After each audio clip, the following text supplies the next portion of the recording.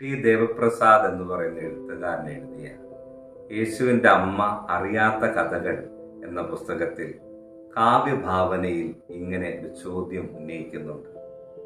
പൂജ്യ രാജാക്കന്മാര് ഈശോയെ കാണാൻ വന്നപ്പോൾ സമർപ്പിച്ച പൊന്നും മീറയും കുന്തിരിക്കവും കാഴ്ചവെച്ചില്ല.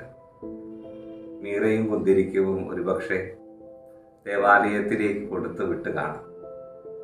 ഈ പൂജരാജാവ് കൊണ്ടുവന്ന സ്വർണം എവിടെ പോയി? ഒരുപാട് ആകാംക്ഷകൾ വരികൾക്കിടയിൽ ഒളിപ്പിച്ചു വെച്ച് അവസാനം പറയും, യൗസേപ്പ് പിതാവ് എന്ന കുടുംബനാഥൻ ആ സ്വർണം പാവപ്പെട്ടവരുമായി പങ്കുവെച്ചു. ഈ ജപമാല മാസത്തിൽ ഒരുപാട് പ്രാർത്ഥനയും ഒരുപാട് നിയോഗമായി ജപമാല ചൊല്ലുമ്പോൾ മറ്റുള്ളവർക്ക് കൂടി പ്രാർത്ഥിക്കാനുള്ളതാണ് എൻ്റെ കരങ്ങളിലുള്ള ജപമാല എന്ന ഈ ദിവസം ദൈവം നമ്മളെ ഓർമ്മപ്പെടുത്തുന്നു. ദൈവം അനുഗ്രഹിക്കും.